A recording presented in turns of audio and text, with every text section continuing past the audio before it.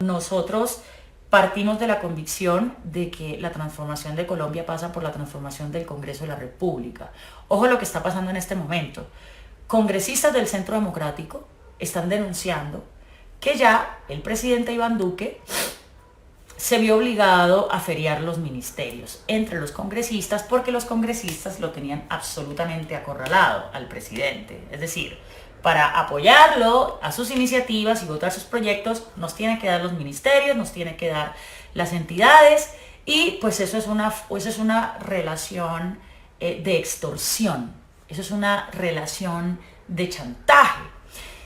Y eso pasa pues porque efectivamente el Congreso siempre está metido en las dinámicas de chantajear y extorsionar y yo que te doy y tú que me das.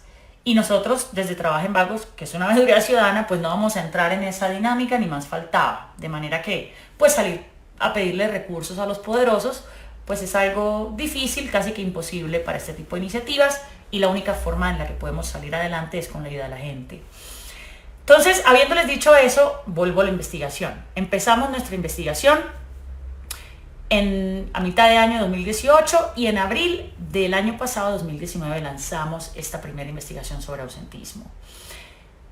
El listado que nosotros sacamos en ese momento lo expusimos, eso está en nuestra página web de trabajenvagos.com y lo que hicimos a continuación fue presentar 5 demandas ante el Consejo de Estado. Colombia tiene 3 altas cortes, para que entendamos esto, cuál es la relación con el Consejo de Estado aquí. Una corte es la Corte Suprema investiga delitos de aforados, de quienes han ostentado altos cargos del Estado. A los congresistas cuando cometen delitos los investiga la Corte Suprema de Justicia. Está la Corte Constitucional, que es la corte que salvaguarda la Constitución en nuestro ordenamiento jurídico, es la que hace control sobre todas las leyes que se crean para que éstas siempre respeten el orden constitucional. Y a veces ante la ineptitud del Congreso para reglamentar muchas de las cosas que nos afectan a los ciudadanos, pues entonces por eso vemos que la Corte Constitucional permanentemente se tiene que meter a regular por la vía jurisprudencial de la Corte pues todos los temas que el Congreso por ineptitud o por negligencia o porque toca sus intereses pues no desarrollan en favor del interés general y del bien común.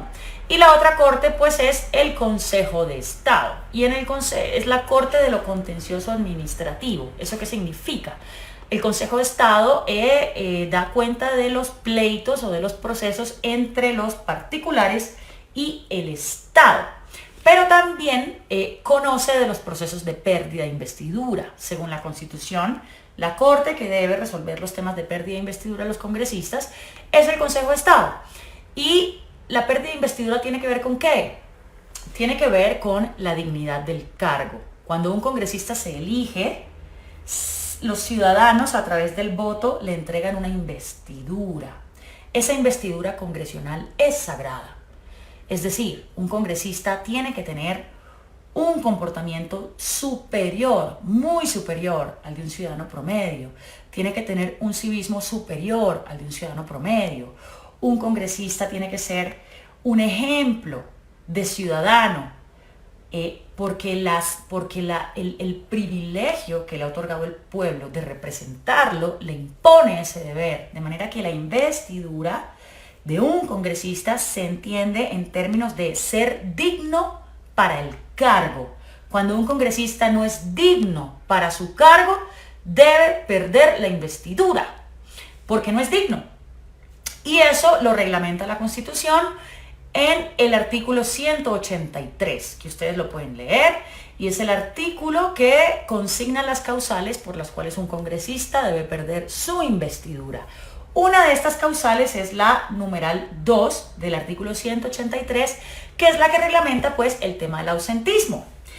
El ausentismo es un fenómeno muy grave en los parlamentos y en los congresos. ¿Por qué? Porque el ausentismo impacta el desempeño congresional. Hay gente que cree que el ausentismo es una bobada, que al lado de otras cosas que pasan en el Congreso, el ausentismo no es la gran cosa. Pero yo les quiero decir, eso no es así. Y esto es algo que estudian los académicos y los expertos en estos temas y los que hacen sociología jurídica y las ciencias políticas, porque cuando los congresistas permanentemente inasisten a las sesiones plenarias, rompen el quórum para las votaciones. Es decir, hay muchas leyes que no ven la luz nunca y se hunden en el trámite porque nunca hay quórum, porque los congresistas no van o se salen antes de aprobar las leyes para romper el quórum. Esa es una estrategia.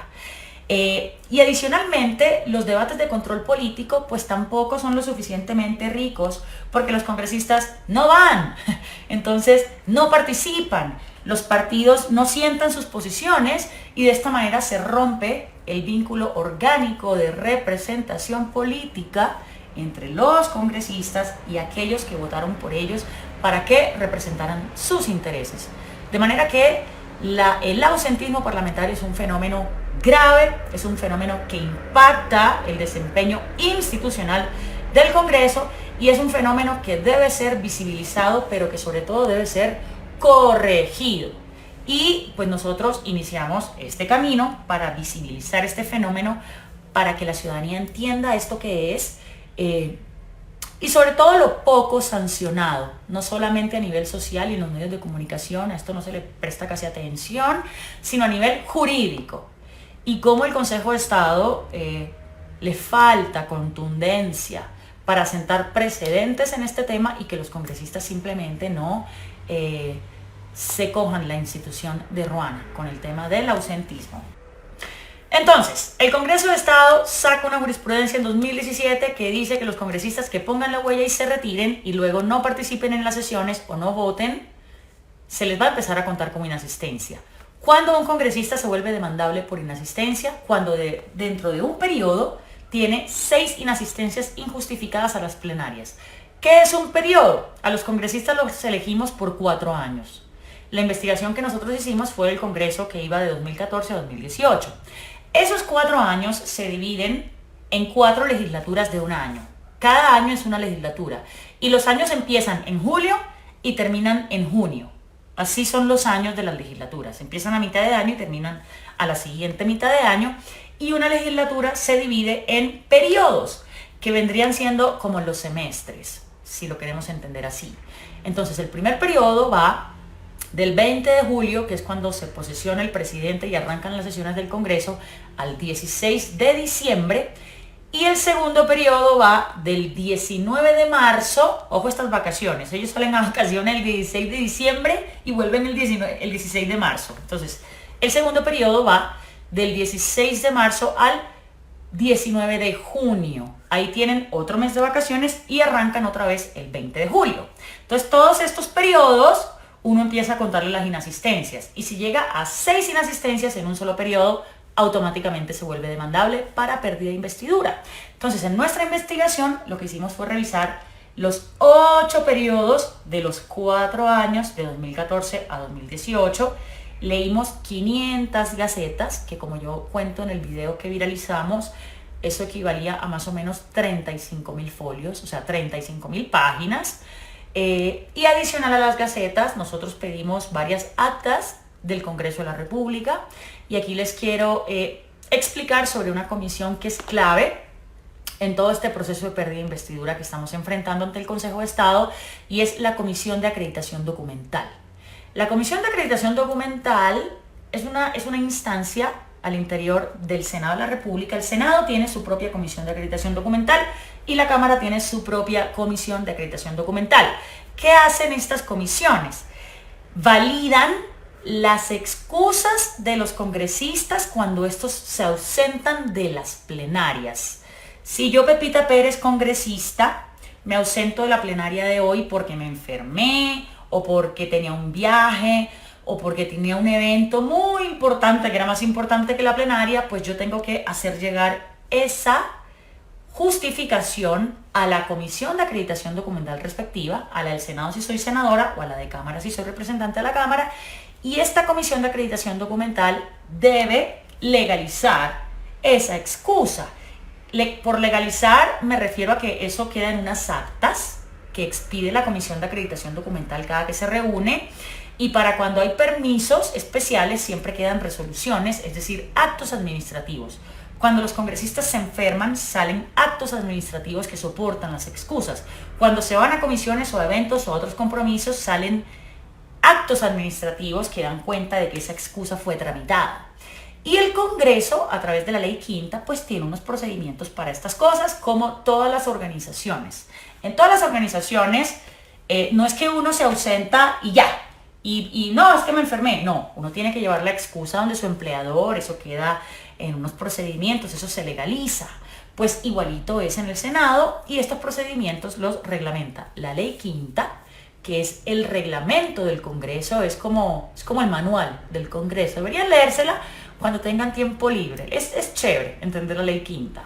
Y de la Ley Quinta se derivan unas resoluciones que para el caso de la Cámara de Representantes es la resolución 0665 de 2011, que acredita el procedimiento ya específico para las excusas médicas y para las justificaciones de permisos y demás, y la resolución de Senado es la 132 de 2014. De manera que aquí hay unos procedimientos absolutamente claros, reglamentados, que los congresistas tienen que seguir, porque como les dije al principio, ellos más que nadie deben ser ejemplo de legalidad en los procesos. Ellos no pueden hacer lo que les da la gana porque son congresistas, no.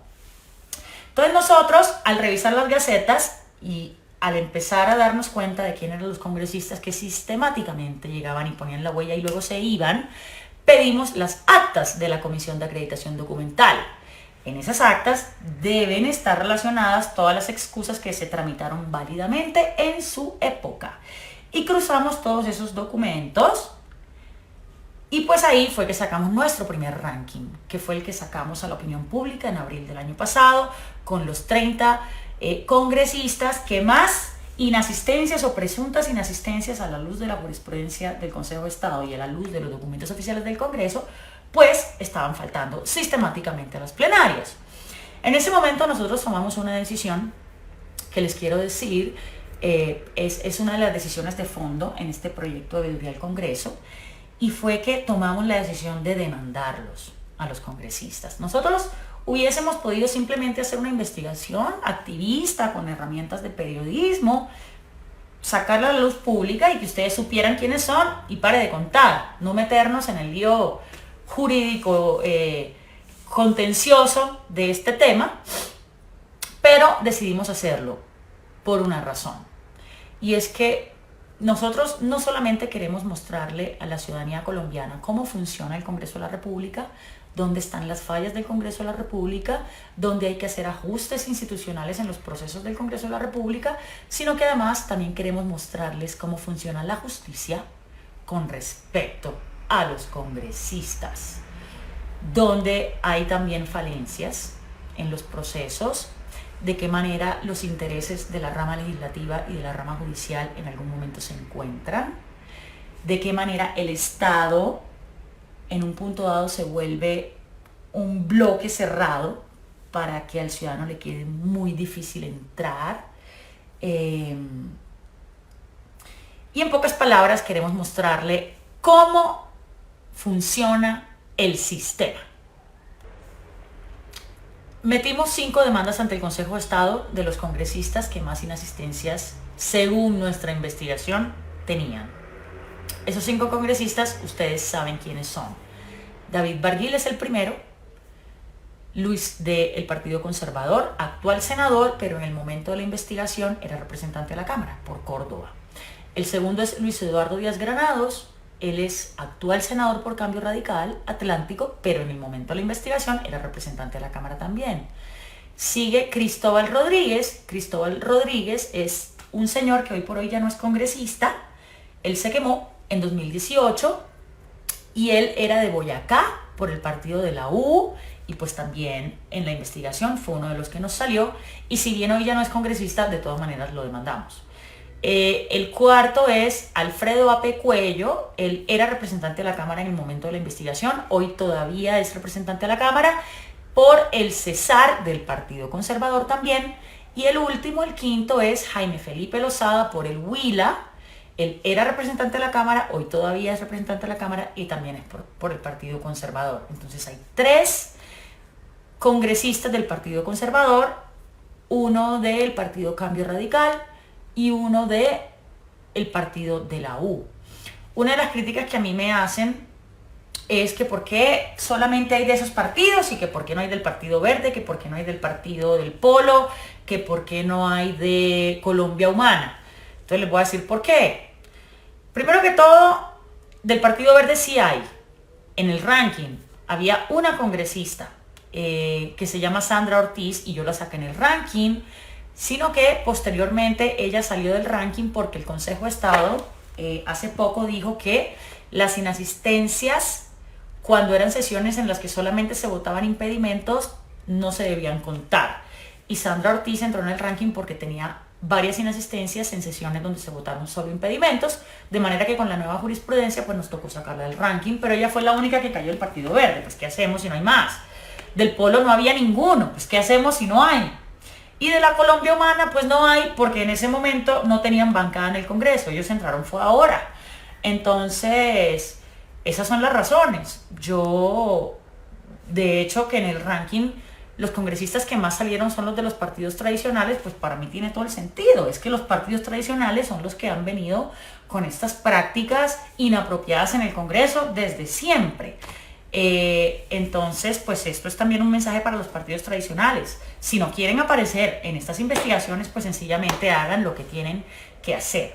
Y para que estén tranquilos, en las investigaciones que estamos haciendo para este año, evaluamos a los 270 o 280 congresistas. Y en la investigación pasada también evaluamos a los 270 congresistas. Aquí nosotros en la investigación los incluimos a absolutamente todos y no tenemos ninguna intención de coger a un partido específico ni a ningún congresista específico. Esto aquí no es personal contra ningún partido ni contra ningún congresista. Esto es un trabajo para visibilizar el funcionamiento del Congreso de la República y pues caen los que caen. Y eso pues nosotros ahí, ¿qué responsabilidad podemos tener? Pues ninguna. Nosotros hemos hecho pública la metodología.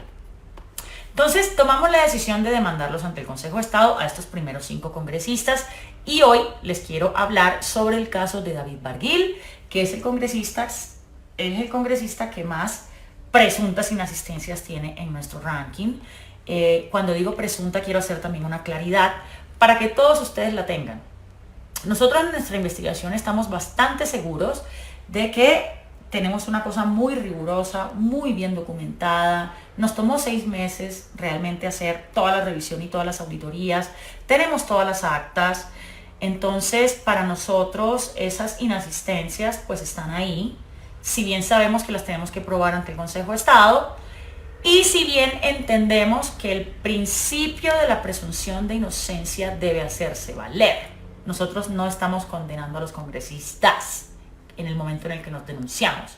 Los denunciamos porque creemos que tenemos pruebas fuertes y tan fuertes son nuestras pruebas que creemos que estamos en capacidad de probarlo ante el Consejo de Estado. Pero es importante que ustedes sepan que quien tiene la última palabra sobre las inasistencias y sobre toda esta pelea jurídica es el Consejo de Estado. De manera que eso es muy importante que ustedes lo sepan porque tienen que saber que mientras tanto estamos en un proceso y estamos dando la pelea y estamos intentando controvertir los documentos, que es de lo que les voy a contar hoy y por eso he elegido el proceso de David Barguil para hacer esta pedagogía hoy. Cuando nosotros demandamos al congresista, pues el congresista allega la contestación a la demanda. Y en la demanda, en la contestación del congresista, que tiene 2 apoderados, el señor Rodrigo Durán Bustos es su abogado titular y el señor Humberto Sierra Porto es el abogado suplente de David Barguil. Ambos abogados de todos los quilates. Humberto Sierra Porto fue magistrado de la Corte Constitucional, está actualmente en la Corte Interamericana de Derechos Humanos y entonces pregúntenos quiénes son nuestros abogados. Nuestros abogados son personas que nos ayudan pro bono, que no nos cobran porque nosotros no tenemos plata para abogados, pero ahí, digamos, ya les quiero empezar como a mostrar cómo está diseñado el proceso de pérdida de investidura de manera desequilibrada y desbalanceada. En el momento en el que un ciudadano no tiene 500 millones de pesos para pagarle a Humberto Sierra Porto y el congresista sí, pues ahí ya se empiezan a generar una desigualdad de armas, que es lo que llaman los abogados cuando hay desequilibrio.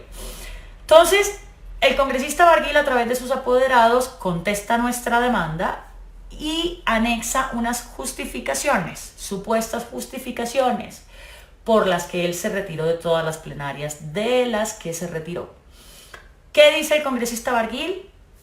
Que de las 40 y pico de inasistencias o presuntas inasistencias que le demandamos ante el Consejo de Estado, él tiene dos justificaciones fundamentales. Una es que se enferma.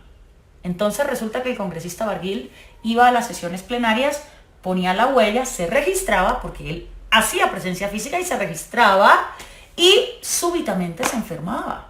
Se enfermaba apenas se registraba.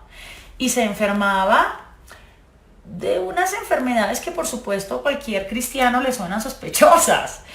Una semana se enfermaba de laringitis, a la siguiente semana se enfermaba de otitis, a la siguiente semana se enfermaba de gastritis, a la siguiente semana se enfermaba de, en fin, todas las gastritis, otitis, rinitis, de rinitis también se enfermaba, gastroenteritis, síndromes virales agudos, todos los que quieran, le daban al congresista Barguil. Y le dieron de manera impresionantemente concentrada entre 2014 y 2018.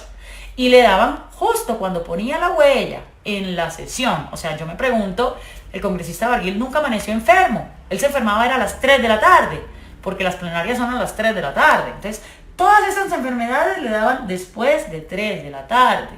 Nosotros, apelando a la duda razonable y a la sana crítica, pues por supuesto que sospechamos de eso. Y esa es una de las formas en las que justificaba sus inasistencias. La segunda forma en la que justificaba las inasistencias era que supuestamente cuando él llegaba a la sesión plenaria y se registraba, se acordaba que tenía otro compromiso.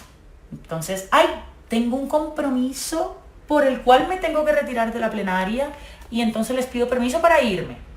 Esos compromisos no sabemos qué eran. El congresista no anexó soportes de esos compromisos, ninguno, ni fotos, ni videos, ni personas que puedan dar fe de que esos compromisos existieron. No se sabe cuáles fueron a los compromisos a los que se retiró. Y esto, de nuevo, apelando a la sana crítica y a la duda razonable, también nos parece sospechoso. ¿En qué sentido? En que la plenaria, según la Constitución, es el evento congresional más importante para un congresista. Es el evento más importante, ¿por qué? Porque en las plenarias es donde se materializa la responsabilidad constitucional principal, que es hacer las leyes, hacer los debates de control político y desarrollar las mociones de censura.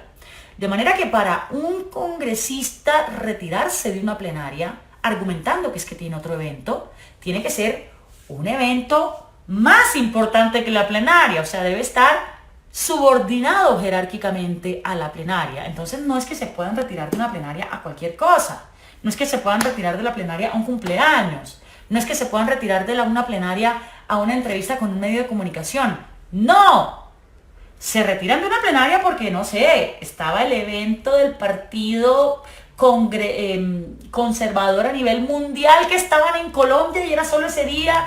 Y señor presidente de la plenaria, le pido permiso para retirarme. Bueno, no podría decir ok. O cuando los invitan a otros países o a otras ciudades para que participen de cosas que son de su experticia, también. Es decir, ellos tienen los mecanismos para pedir permiso para retirarse de la plenaria. Pero ojo, no es a cualquier evento, no es a cualquier cosa, porque constitucionalmente la plenaria es el espacio más importante del desempeño congresional. Entonces resulta que Barguil no solamente se enfermaba todo el tiempo apenas ponía la huella, sino que se acordaba que tenían otros eventos y se iba para esos otros eventos. Y entonces así es como él intenta justificar el montón de inasistencias que tiene ante el Consejo de Estado. Cuando nosotros como demandantes vemos esos papeles que hizo llegar Barguil al Consejo de Estado, lo primero que nos preguntamos fue, qué raro, estas excusas médicas, ¿por qué no están en las actas de la Comisión de Acreditación Documental? Estas excusas médicas, ¿por qué no quedaron consignadas en ninguna acta de la época? Estas excusas médicas, ¿por qué no están anexadas a las gacetas? Cuando en las gacetas uno ve todas las excusas médicas de los congresistas cuando se enferman. ¿Saben por qué? Porque las gacetas salen 1, 2, 3, 4, 5 y 6 meses después de la plenaria. De manera que los congresistas tienen tiempo de allegar todos los documentos, de sus justificaciones, de las resoluciones, de los permisos, y cuando sale la Gaceta 2, 3 o 4 meses después, la Gaceta anexa todos esos permisos. Entonces, cuando Barguil le mandó esas excusas médicas al Consejo de Estado, lo primero que dijimos fue, bueno, qué raro, estas excusas médicas no están ni en las gacetas, ni en la Comisión de Acreditación Documental en sus actas, ni existen actos administrativos que soporten estas excusas, no hay nada. Y cuando fuimos a ver los tales permisos de retiro de la sesión, que era cuando él se iba a eventos, otros, pues dijimos lo mismo. Bueno, estos tales permisos, que eran unas cartas ahí, estos tales permisos para retirarse de la sesión plenaria tampoco están en ningún lugar. No están en la Gaceta, no están en la Comisión de Acreditación Documental, no tienen ningún acto administrativo ni resolución que la soporte. Entonces nosotros, de manera muy razonable, sospechamos de la veracidad de esos documentos y le dijimos al Consejo de Estado, señores Consejo de Estado, estos documentos para nosotros son poco verosímiles. Le pedimos al juez del caso Barguil, que es el señor Nicolás Yepes, que nos permita controvertir estos documentos. ¿Qué es controvertir estos documentos? Aplicarles algunas pruebas técnicas que nos permitan determinar la autenticidad de esos documentos. ¿Cuáles pruebas técnicas, por ejemplo? Pruebas grafológicas, ¿no? Hay peritos en esto que observan los documentos y pueden, a través de herramientas científicas y técnicas, determinar su autenticidad. Pedimos que se nos permitiera hacer un cotejo de firmas, porque hay muchas firmas que se ven bastante chimbas, por decirlo así. Hay otras firmas que no se sabe de quiénes son. Las tales cartas de permisos de retiro de la plenaria que mandó Barguil tienen unas firmas ahí que no se sabe de qué funcionarios son, cuando la ley dice muy claramente que quienes deben aprobar esos permisos de retiro son los integrantes de la mesa directiva. Entonces nosotros le pedimos al Consejo de Estado que nos permitiera cotejar esas firmas para ver de quién son, porque no son de los integrantes de la mesa directiva. No, los integrantes de la mesa directiva no firmaron esos papeles. Y pedimos que se nos permitiera aplicar unas pruebas técnicas para la antigüedad de las tintas en los papeles. Todas estas pruebas que les digo existen, se pueden aplicar, son herramientas científicas con las que se pueden dirimir este tipo de procesos. Y adivinen qué nos respondió el Consejo de Estado cuando le pedimos que se nos permitiera aplicar estas pruebas. Nos dijeron que no. El juez Nicolás Yepes, el magistrado de este proceso, nos dijo que no podíamos cotejar los documentos porque, y aquí viene el primer tema agrio de esto que queremos que ustedes entiendan para la pelea que viene, y es que, según el magistrado Yepes, el único momento procesal que teníamos para pedir que se practicaran las pruebas en medio de todo el proceso era cuando radicamos la demanda. En otras palabras, el magistrado Yepes nos dijo que tenemos que ser adivinos, que tenemos que tener una bola de cristal al momento de demandar al congresista y que nos toca adivinar y anticiparnos a qué va a contestar el congresista, a qué documentos va a anexar el congresista al expediente, y con base en esa adivinanza y en esa bola de brujos, entonces pedir las pruebas cuando radicamos la demanda. ¿En qué cabeza cabe esto? De verdad, a los ciudadanos demandantes, ¿cómo le pueden pedir que al momento de radicar la demanda adivinen cuáles son las pruebas que además se tienen que pedir dentro del proceso? Esto es muy loco. Y por supuesto que nosotros presentamos luego un recurso de apelación a esa negativa del magistrado, y definitivamente nos dijo que no y que no, pero que hiciéramos una petición a la sala plena, a ver si la sala plena nos concedía el permiso de cotejar esos documentos. La sala plena, digamos, ya es la sala en la que se reúnen los 20 y pico de magistrados del Consejo de Estado y entre todos resuelven, es como la instancia máxima del Consejo de Estado. Y les quiero decir que desde julio está nuestra solicitud de cotejo de pruebas en la sala plena, y la sala plena a hoy, finales de enero, no ha resuelto nuestra solicitud de cotejo de pruebas, de manera que no hemos podido controvertir las excusas médicas y las solicitudes de permiso de retiro a las plenarias que anexó el congresista Barguil, porque el magistrado Nicolás Yepes nos dijo que no. Para nosotros esto es una clarísima violación al derecho fundamental al debido proceso, porque en un proceso lo fundamental que se le debe ofrecer a las partes es que puedan controvertir las pruebas. Si uno no puede controvertir las pruebas, entonces ¿cómo demuestra que son verdaderas, que son falsas, que son auténticas o que no? Entonces aquí hay un primer gran obstáculo o talanquera que nos pone el Consejo de Estado y en particular el magistrado Nicolás Yepes en el proceso de David Barguil. Entonces, primer incidente. Segundo, el magistrado nos dice, no, yo voy a decretar qué pruebas se practican y entonces se van a practicar estas pruebas. Entonces resulta que cuando David Barguil contesta la demanda, él ofrece como prueba de su inocencia unos testimonios. Y entonces Barguil, a través de sus apoderados, dice, vengan, yo quiero que se tomen los testimonios de los 4 presidentes de la Cámara de Representantes de los 4 años, que eran los siguientes: Fabio Amin en el primer año, luego Alfredo de Luque, luego Miguel Ángel Pinto y por último Rodrigo Lara. Esos fueron los 4 representantes a la Cámara, presidentes en cada legislatura. Ofreció también Barguil el testimonio del secretario general de la Cámara, Jorge Humberto Mantilla. Este es un cargo absolutamente nefasto dentro del diseño institucional del Congreso. El secretario es como el notario de la Cámara de Representantes. Hay un secretario también para Senado que es Gregorio El Hach, pero es una figura muy mal diseñada porque estos señores se vuelven los protectores de los congresistas, porque de proteger a los congresistas depende que ellos sigan en su puesto, porque su puesto lo eligen los congresistas y es renovable cada 2 años de manera indefinida. Entonces estos secretarios generales de Senado y Cámara se enquistan en el Congreso y se vuelven los guardianes de todas las pilatunas de los congresistas. Entonces, increíblemente Barguil en la contestación dice, yo ofrezco el testimonio de Jorge Mantilla para que él testifique, no sé qué. Ofrezco el testimonio del médico de la Cámara de Representantes, el doctor Juan Saab, que fue el que le firmó todas las excusas a David Barguil, las 25 excusas médicas que allegó, y les ofrezco el testimonio de un funcionario de mi unidad de trabajo legislativo, o sea, de la UTL de Barguil. Y entonces el magistrado decreta en las pruebas del proceso tomar los testimonios en una audiencia pública de todas estas personas que les acabo de nombrar. Pues imagínense esto, la audiencia estaba fijada, la audiencia de testimonios estaba fijada para finales de junio. El día antes de realizarse la audiencia de testimonios, el abogado David Barguil allega un memorial al Consejo de Estado y le dice, señores Consejo de Estado, desistimos de los testimonios que nosotros mismos les ofrecimos.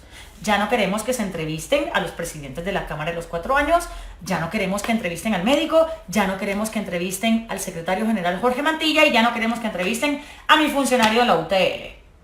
Y no queremos que entrevisten a nadie, porque el artículo del Código General del Proceso nos permite desistir de los testimonios.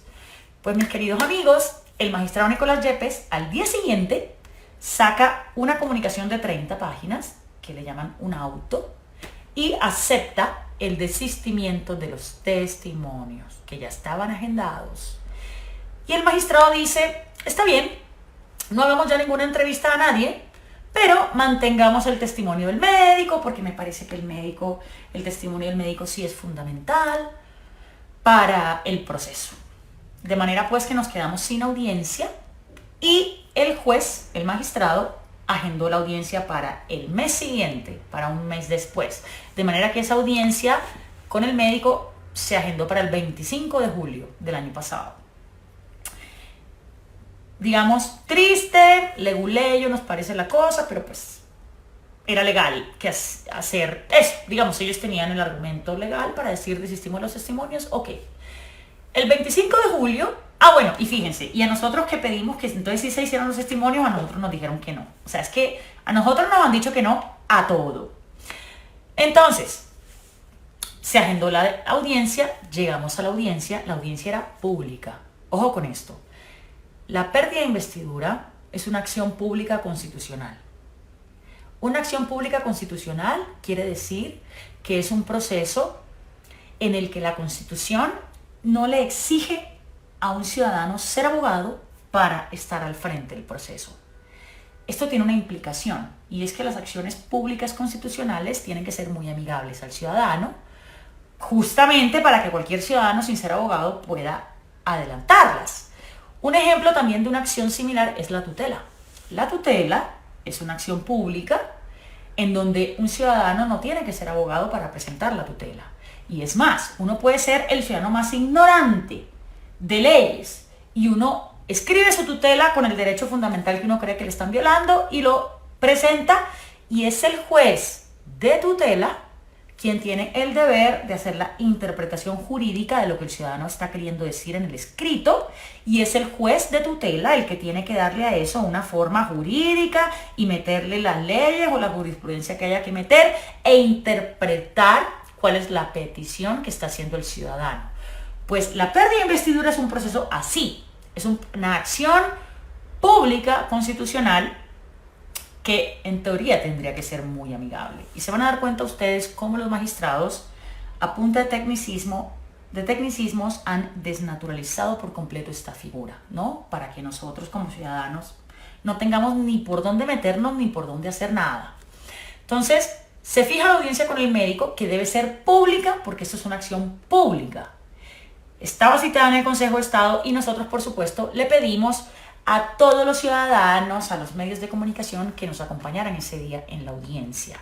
En esa audiencia iba yo sin un abogado apoderado. Yo iba a hacer las preguntas, porque yo soy la que me sé cada inasistencia, cómo sucedió, en fin. Entonces yo creí estar en capacidad de ir y enfrentar la audiencia yo. Pues el señor David Barguil, por supuesto que no fue. O sea, para los congresistas les parecerá una cosa nada que ver ir a poner la cara, ir allá a rebajarse a la audiencia, ¿no? Entonces él mandó a sus dos abogados, a Rodrigo Durán Bustos y a Humberto Sierra Porto. Y aquí tiene lugar una irregularidad. Y es que en esas audiencias solamente puede haber un apoderado por actor involucrado. Es decir, la ley solo le permite al congresista estar ahí con uno de sus abogados, que naturalmente debería ser el abogado titular. Pues el señor juez Nicolás Yepes permitió que ese día en la audiencia estuviesen sentados en el estrado los dos abogados de Barguil. Estaba el señor Rodrigo Durán Bustos y estaba el señor Humberto Sierra Porto. Ambos ahí sentados, muy tranquilos, cuchicheando todo el tiempo y acordando entre los dos qué era lo que le iban a decir al juez. Eso es una irregularidad, eso no es legal. Y segunda irregularidad en esa audiencia.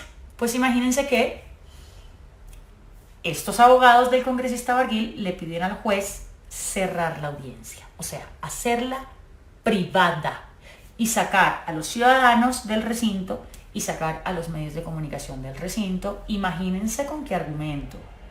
Con que en la audiencia íbamos a tratar temas de la esfera íntima del congresista que no se podían ventilar públicamente, porque como íbamos a hablar de sus enfermedades, entonces esto era íntimo. Y dijeron que íbamos a hablar de historias clínicas, lo cual era absolutamente falso. Y les voy a decir por qué. Primero, en los expedientes de ninguno de los 5 congresistas están las historias clínicas. Ellos no anexaron las historias clínicas a las incapacidades médicas. Ustedes ya sospecharán por qué no las anexaron. Y adicionalmente, las incapacidades médicas son públicas, porque como obran en el expediente, ya les dije que el expediente es público, cualquiera de los que me está viendo en este momento se puede acercar al Consejo de Estado y pedir el expediente de David Barguil y revisarlo. Cualquiera. Este expediente es público. De manera pues que lo que estaban argumentando los abogados de Barguil era mentira. Ni íbamos a tocar temas íntimos de la esfera íntima del congresista, porque las incapacidades médicas son públicas. Segundo, las historias clínicas no habían sido aportadas al expediente, que la historia clínica sí es un documento reservado. Pero además miren ustedes, las enfermedades del señor Barguil ya las sabían hasta los medios de comunicación. El Espectador ya había sacado un artículo sobre eso, sobre lo sospechoso que era la laringitis y la amigdalitis y la rinitis y la otitis y la faringitis, ¿no? De manera que no era verdad que íbamos a revelar nada de su esfera íntima. Esto aplica cuando, por ejemplo, en una audiencia se va a tocar una enfermedad de alguien que tiene SIDA, por ejemplo, y esa persona no quiere que la opinión pública sepa sobre esta condición. En ese momento aplica.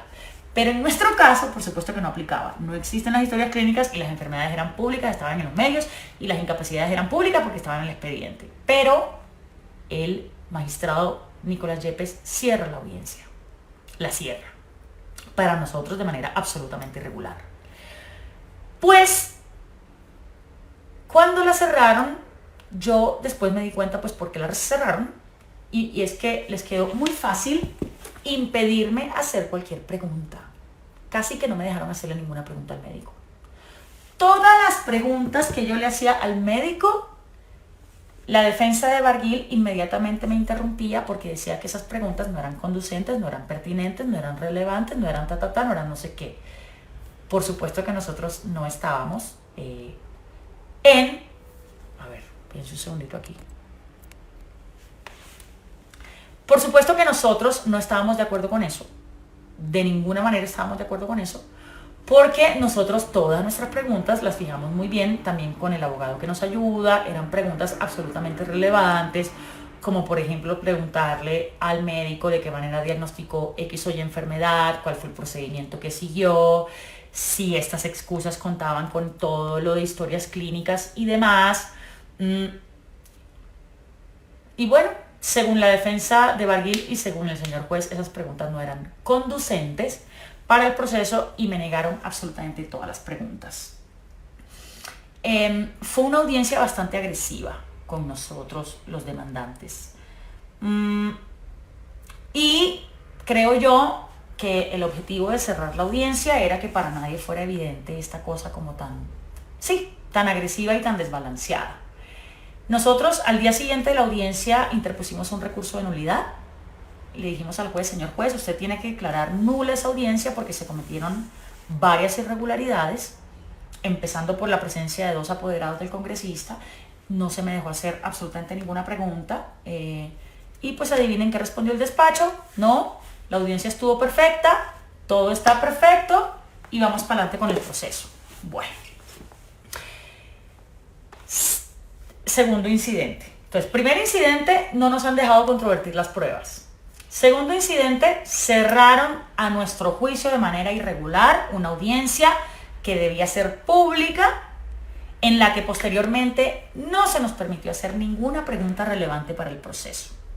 Nos sentimos muy pisoteados en esa audiencia.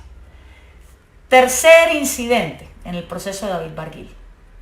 Como el juez insiste en que nosotros teníamos que adivinar en el momento de radicar la demanda cuáles eran las pruebas que teníamos que pedir, nos aliamos con la Fundación Paz y Reconciliación, PARES, que algunos de ustedes las conocen.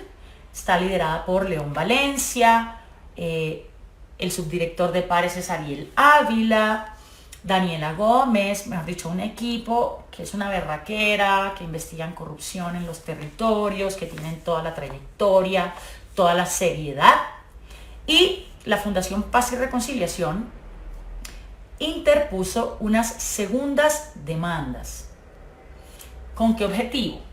Las demandas eran iguales a las de nosotros. Demandaban al mismo congresista con las mismas inasistencias, pero pidiendo de entrada, al momento de radicar la demanda, todas las pruebas que teníamos que pedir según los documentos con los que ellos estaban intentando justificar las inasistencias. ¿Qué tipo de pruebas? Todas las pruebas grafológicas, todas las pruebas técnicas en el papel, tiquetes aéreos, por ejemplo, porque sospechamos fuertemente de que muchas de las veces que ellos dicen que están enfermos, viajaron a otros lugares. Entonces estábamos pidiendo los tiquetes aéreos, estábamos pidiendo inclusive los desplazamientos de su esquema de escoltas, porque eso también nos permite cotejar si ellos estaban donde decían que estaban. Y en derecho, las demandas debían acumularse y volverse una sola porque según la ley, cuando entran dos demandas contra el mismo objeto por las mismas causales y están en fase de pruebas, pues se deben acumular por economía procesal, que le llaman los abogados, y luego esas dos demandas se unen, se vuelven una sola y siguen su curso juntas. Por la fase procesal en la que están las demandas, en ninguna demanda, en ninguna de las 5 demandas que presentamos, la fase de pruebas está en firme, porque para todas hay un recurso que se está resolviendo en la sala plena, como ya les conté, que es para que nos permitan cotejar las pruebas. Entonces, imagínense lo que pasó. El magistrado David Barguil, el señor Nicolás Yepes, negó la acumulación de las demandas de la Fundación Paz y Reconciliación con las demandas de la iniciativa Trabajen Vagos, con un argumento que al día de hoy nos parece incomprensible. Y es que el magistrado Nicolás Yepes dijo que el proceso de David Barguil estaba en firme en su fase de pruebas y que por tanto la segunda demanda de Paz y Reconciliación tenía que sentarse a mirar, esperar a que la primera demanda surtiera su trámite, fallara en primera y segunda instancia, y la segunda demanda entonces decir cosa juzgada y aceptamos entonces lo que sea que haya pasado con la primera demanda. Eso a nosotros nos parece gravísimo, gravísimo, gravísimo, porque no es cierto que el proceso de David Barguil estuviese ya en una fase de pruebas culminada, ni terminada, ni en firme. ¿Y saben qué? Es la hora, es enero de 2020 y la fase de pruebas del proceso de Barguil no está en firme. Todavía falta que se resuelvan las peticiones en la sala plena para cotejar los documentos. Y el magistrado, de manera insólita, en un auto de septiembre del año pasado, dice que ya el proceso en la fase de pruebas estaba en firme. Y con ese argumento niega la acumulación de las demandas. Entonces, una vez más, se nos obstruye el camino para controvertir los documentos que el congresista allegó al expediente, las excusas médicas y las solicitudes de permiso de retiro. Cuando ya empezamos a ver, digamos que el magistrado Nicolás Yepes simplemente nos decía que no a todo, con unos argumentos que no compartimos y con unos argumentos que creemos que en derecho no tienen asidero, entonces decidimos recusar al magistrado con base en una situación. Resulta que el magistrado Nicolás Yepes es hijo de Hernando Yepes. ¿Ustedes saben quién es Hernando Yepes? Hernando Yepes Arcila es un conservador de toda la vida que fue constituyente en el 91 por las listas conservadoras, el señor Hernando Yepes. Ha sido ministro, fue ministro durante el gobierno de Andrés Pastrana, conservador, fue ministro del Trabajo en ese momento, es militante activo del Partido Conservador y hace parte de la Comisión de Sabios del presidente Iván Duque para todo el tema de las fuerzas militares. El Partido Conservador nos certificó a través de un documento oficial expedido por ellos que el señor Hernando Yepes es actual militante activo del Partido Conservador. Y entonces miren esto tan bonito. David Barguil es senador del Partido Conservador, ya ha sido congresista 3 veces por el mismo partido y fue presidente del Partido Conservador entre 2014 y 2016. Entonces tenemos a un magistrado que es Nicolás Yepes, cuyo padre es una de las cabezas más visibles históricas del Partido Conservador. Un señor honorable, con una carrera que yo no tengo nada que decir contra la carrera del doctor Hernando Yepes, pero esto le genera un conflicto al magistrado por cuenta de la actividad de su padre en el partido, que tiene en sus huestes al senador cuya investidura está en veremos en este proceso. Pero eso no es todo. El señor Hernando Yepes es primo hermano del doctor Omar Yepes Alzate. ¿Saben quién es Omar Yepes Alzate? Es el presidente actual del Partido Conservador. Entonces, lo que nosotros argumentamos en la recusación es que el doctor Hernando Yepes podía tener un interés directo o indirecto en el proceso de David Barguil, porque él naturalmente va a sentir una afinidad, una empatía, una sensibilidad hacia las curules del Partido Conservador y va a tener un interés en que el partido no pierda esas curules, menos aún cuando estamos hablando de la curul del senador que fue el más votado del Partido Conservador en 2018. Ciertamente, si el doctor Barguil pierde su curul, sería un golpe muy duro para el Partido Conservador. Entonces tenemos a Hernando Yepes, primo de Omar Yepes, el presidente del partido, y cuyo hijo es el magistrado que tiene en sus manos la investidura del senador David Barguil. Para nosotros el conflicto de interés es obvio, es absolutamente evidente, está ahí. ¿Y qué ocasiona ese conflicto de interés? Que el magistrado Nicolás Yepes no nos pueda dar garantías de imparcialidad. Hay también una serie de acuerdos a nivel internacional con el Tribunal Europeo de Derechos Humanos que dice que un juez no solamente tiene que ser imparcial, sino que tiene que parecer imparcial. Cuando un juez no parece imparcial, por este tipo de situaciones que contempla la ley, la de interés directo o indirecto, pues el juez debe apartarse del proceso, porque de nuevo eso viola el derecho fundamental al debido proceso y al acceso a la justicia. De manera que nosotros recusamos al magistrado Nicolás Yepes con base en estos argumentos y adivinen qué nos dice el Consejo de Estado. No, ahí no hay ningún conflicto. Ahí no hay ningún conflicto porque el magistrado Yepes dijo que él no sabía que su papá era militante del Partido Conservador. ¿Pueden creer?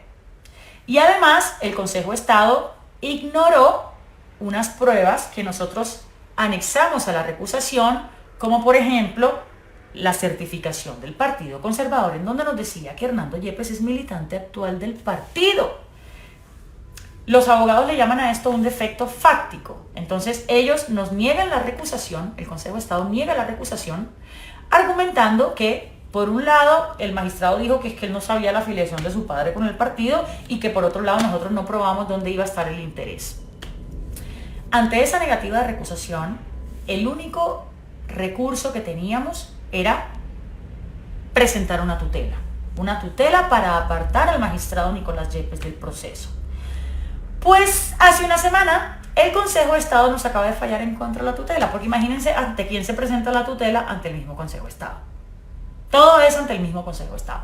O sea, el que nos dice que no, ante ese mismo tenemos que ir a decirle que por favor reconsidere el no, y él mismo pues vuelve a fallar en el mismo sentido. Entonces nos fallan la tutela en contra con un argumento que de verdad que no entendemos. El Consejo de Estado nos dice en la tutela que es que nosotros no estamos probando lo suficiente dónde podría estar el posible interés directo o indirecto de Hernando Yepes, pero nosotros no vemos entonces cómo más lo tenemos que demostrar. Pues por la afiliación familiar con el hijo y por la afiliación con el primo hermano que es el presidente del Partido Conservador. ¿Cómo más podemos hacer explícita esa relación? No podemos especular que es que el señor Nicolás Yepes se va a poner a hablar con su papá en la sala de su casa y va a decir, ay, no perjudiquemos al partido. Nosotros no podemos hacer eso. Nosotros no podemos especular, ni más faltaba. Y tanto el doctor Hernando Yepes como el doctor Omar Yepes nos parecen personas honorables. Cada uno tiene unas carreras que, hasta donde nosotros sabemos, pues han sido construidas de manera legítima. Entonces nosotros no podemos especular y decirle al Partido Conservador, al Consejo de Estado, que es que ellos se van a confabular o no. Simplemente la filiación familiar que consigna la ley, que es con los parientes hasta cuarto grado de consanguinidad, pues ahí está. Pero, en fin, el Consejo de Estado también nos dijo que no. Entonces, nosotros ya impugnamos la tutela hace una semana y pues vamos a esperar qué pasa en la segunda instancia, que, pues, adivinen qué nos irán a decir en segunda instancia, pues otra vez que no. Y pues ahí ya veremos entonces qué camino tenemos que seguir. Pero para empezar a culminar esta pedagogía de hoy sobre el proceso de David Barguil, vean todas las cosas que en el proceso nos hacen sentir como ciudadanos que esto está profundamente desequilibrado y no a favor del ciudadano, justamente. No nos han permitido controvertir las pruebas, cierran audiencias que deben ser públicas, las hacen reservadas con base en argumentos que no proceden. El magistrado niega la acumulación de las demandas de trabajo en vagos con las demandas de la Fundación Paz y Reconciliación con base en un argumento que no es cierto, porque no es cierto que la fase probatoria de David Barguil esté en firme, no es cierto, es la hora y todavía no está en firme. Y nos niegan la recusación al magistrado, niegan apartarlo del proceso, que porque supuestamente el magistrado no conoce las filiaciones partidistas de su papá ni las actividades de su papá en el Partido Conservador.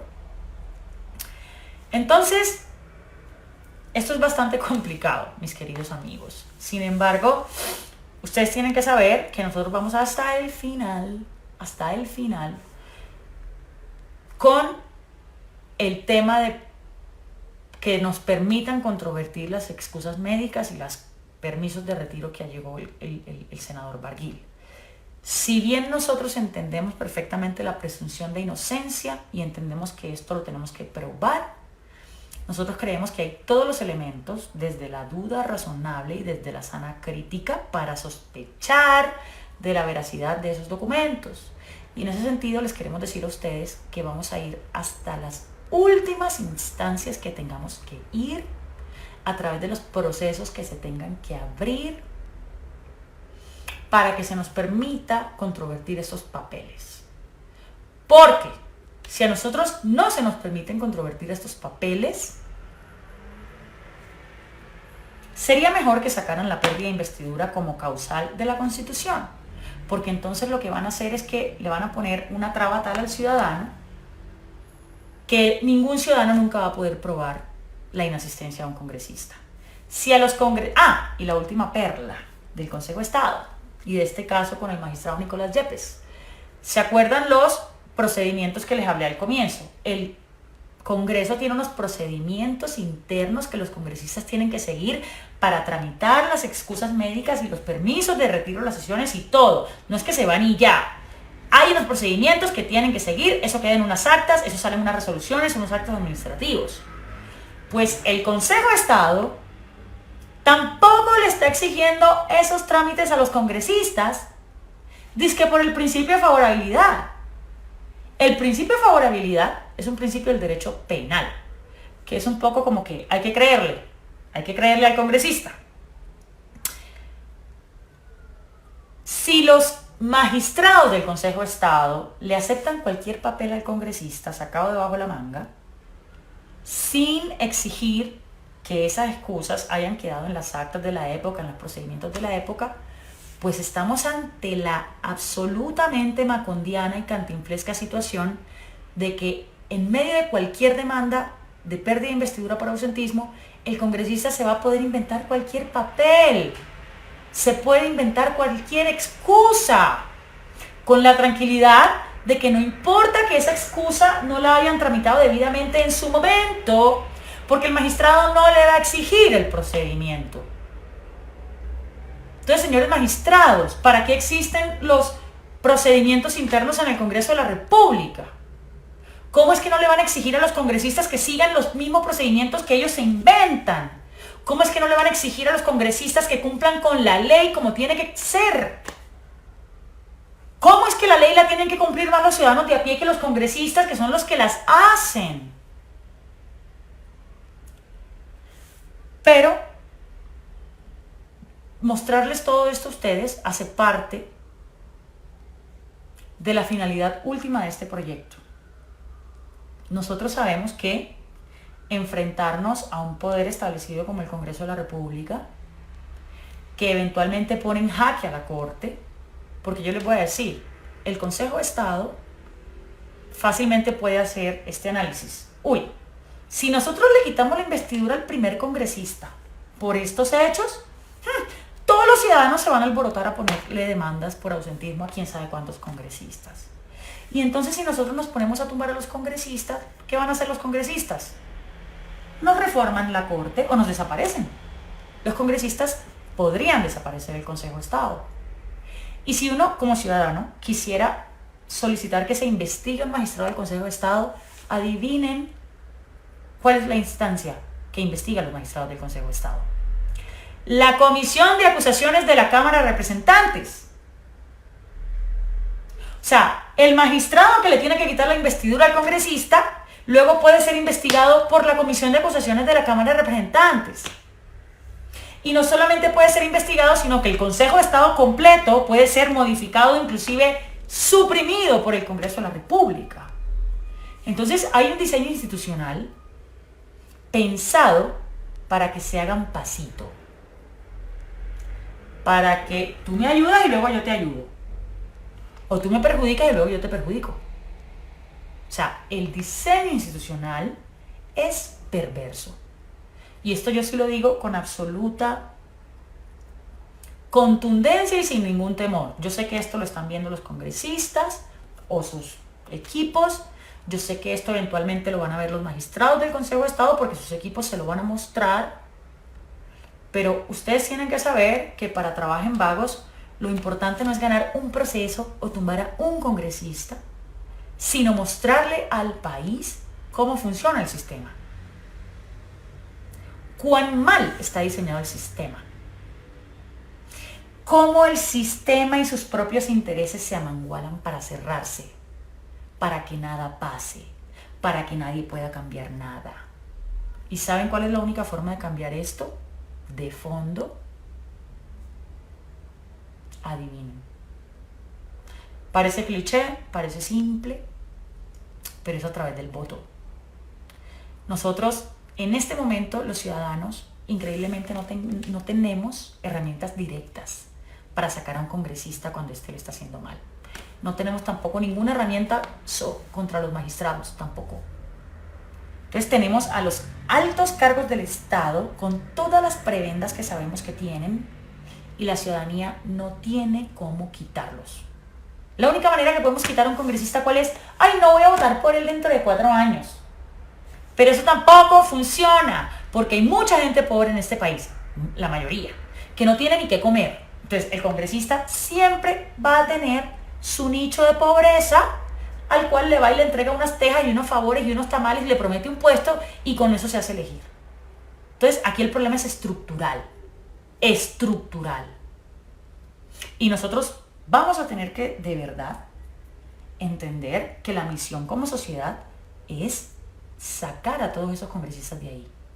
Vea, como empecé el video, los congresistas ya acaban de someter al presidente de la República. Iván Duque llegó con una ingenuidad a decir que es que él iba a transformar las relaciones entre la presidencia y el Congreso, que no iba a ser una relación transaccional burocráticamente hablando, que no les iba a dar mermelada, coloquialmente hablando, sino que la relación iba a girar en torno a acuerdos programáticos.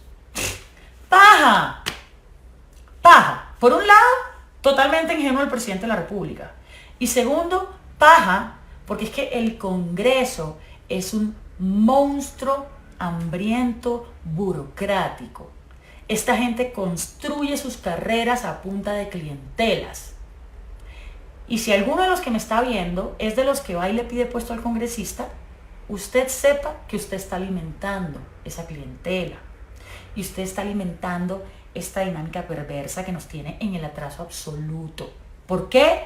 Porque a las entidades del Estado no llegan los mejores. Llegan los amigos del congresista al que él le prometió los puestos. Llegan los líderes del barrio, que fue el que le organizó a toda la gente pobre para que le recibiera los mercados y las tejas. Entonces nosotros tenemos que saber que en el fondo el problema es ese. Y que nosotros sí tenemos cómo solucionar la cosa cada 4 años. Lo que pasa es que no lo hacemos. Y desde Trabaja en Vagos, nuestra finalidad última es mostrarles a ustedes todo el sistema. Vean cómo funciona el Congreso. Vean cómo funciona la Corte. Vean cómo los intereses de la Corte y el Congreso de alguna manera coinciden en mantener unas reglas de juego y un poder establecido que de alguna manera es el que le conviene a ellos. ¿A quiénes son los únicos que no les conviene como está establecido las cosas? Pues al ciudadano de a pie. Pero nosotros vamos a tener que hacer más como ciudadanos de lo que hemos hecho antes. Y vamos a tener que compartir toda esta narrativa con nuestros amigos, con nuestra familia, porque tenemos que entender esto cómo funciona. Ahora bien, nosotros de Trabaja en Vago nos vamos a dar igual la pelea hasta el final. Y si al final el sistema nos aplasta y nos derrota, entonces les vamos a decir a la ciudadanía, vean cómo el sistema aplasta a la ciudadanía. Y aquí hay que hacer un ajuste institucional, y aquí esta ley hay que transformarla, y aquí hay que hacer esta modificación a la Constitución, y así hay que modificar el funcionamiento de las Cortes, y así hay que transformar desde adentro el Congreso. Entonces, para allá vamos.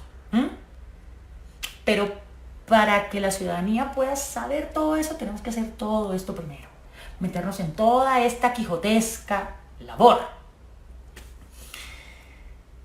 Hay 4 procesos más en el Consejo de Estado que les hablo en otro momento. Yo voy a empezar a hacer estas transmisiones de manera más seguida porque necesitamos que todos los que siguen la iniciativa de Trabaja en Vagos estén absolutamente alineados en todo lo que está pasando y que entiendan muy bien todo lo que está pasando. Los congresistas creen, ellos juran, que esta información no le importa a un ciudadano, que le parece aburrida, que esto es un bodrio, que sobre esto no se puede hacer pedagogía, que estamos en una tarea imposible. Pero ¿saben de dónde parte esa reflexión que hacen ellos? De que los ciudadanos somos incapaces. En cambio nosotros, como somos ciudadanos y estamos haciendo esto desde la ciudadanía, nosotros le tenemos toda la fe a la ciudadanía. Y nosotros sí creemos que la ciudadanía está cada vez más interesada en estos temas. Y nosotros sí creemos que la ciudadanía cada vez quiere tener más ojos y oídos y voz sobre sus representantes políticos, en este caso el Congreso. Y lo más importante, nosotros sí tenemos toda la fe de que la ciudadanía cada vez va a estar más dispuesta a tomar parte y a tomar acción y hacer lo que tenga que hacer como ciudadano para transformar este estado de cosas que nos tiene, hermanos, fregados. O sea, esto, o sea, a mí el Congreso me provoca un dolor que es que, amén, y con el perdón de los buenos congresistas, que también los hay, pero son poquitos, son muy poquitos. Los que están haciendo bien la tarea son una ínfima minoría. La mayoría todavía sigue siendo esta partida de monstruos, burocráticos, clientelistas, politiqueros, muchos de ellos corruptos, muchos de ellos delincuentes, aliados con delincuentes en las regiones. Claudia López develó el fenómeno de la parapolítica, o sea, el Congreso tiene toda una tradición de delincuencia. Y a esa gente la tenemos que sacar, hermanos. Entonces, hay algunos que me están preguntando por el caso de Julián Bedoya, pero yo les voy a proponer que se lo dejemos para una próxima transmisión live. Esta semana, yo intento hacerla, si no puedo entre semana, entonces se las hago también el fin de semana próximo. Y el caso de Julián Bedoya, pues muchos de ustedes han visto, es el congresista que también está en la lista de Trabaja en Vagos, pero que además le denunciamos un escándalo por un grado presuntamente irregular como abogado en la Universidad de Medellín. Fue un congresista que se hizo 16 exámenes en 4 días después de llevar 10 años por fuera de la universidad. Y pues hay unos procesos bastante irregulares, ya la Fiscalía se metió a investigar, ya el Ministerio de Educación está investigando y ya la Procuraduría está investigando al senador, de manera que esto es un caso fuerte, en donde ojalá se siente un precedente contundente, porque la otra mala maña que tienen estos tipos es decir cuánta mentira en sus hojas de vida y graduarse con cuanto diploma chimbo se les ocurre y en cuanta universidad pirata se les ocurre, que no es el caso de la Universidad de Medellín. Lo grave que está pasando con la Universidad de Medellín es que la Universidad de Medellín sí es una institución con toda la tradición. Años atrás, ser abogado de la Universidad de Medellín era algo muy importante, era algo muy prestigioso. Y el escándalo actual tiene que ver es con cómo las directivas actuales han vuelto a la universidad una tienda. La están manejando como una tienda. Al rector actual, Néstor Hincapié, 8 ex rectores le pidieron la renuncia hace un par de días. Ya están imputados por la fiscalía no solamente el rector, sino directivos y profesores. Claro, nuevamente respetamos la presunción de inocencia y ellos en el juicio tendrán que demostrar si son inocentes o no, y ya la justicia dirá si hay falsedad documental en el diploma de Julián Bedoya. Pero es un caso tremendamente grave. Entonces, los detalles de este caso se los doy en la próxima transmisión. Y pues por ahora simplemente agradecerles el apoyo que nos dan, agradecerles que se conecten a estas cosas. Pues creo que han estado conectados ya varios cientos de personas, un sábado en donde todos están con su familia. Yo valoro mucho eso. Y pues simplemente decirles que nosotros hacemos esto por la gente, por nosotros que somos los ciudadanos y por ustedes. Porque hay que hacerlo. Este proyecto hay que sacarlo adelante. En el Congreso todavía nos queda todo por investigar y todo por revisar. Yo les conté en un video a comienzos de año que este año queremos sacar adelante un proyecto que es una cápsula audiovisual para redes sociales, una cápsula mensual, que va a ser como una especie de noticiero muy a nuestro estilo de Trabajo en Vagos, de lo que acontece en el Congreso mes a mes. Increíblemente eso no existe. El ciudadano no tiene cómo informarse, excepto por el noticiero del Senado, que ya se imaginarán,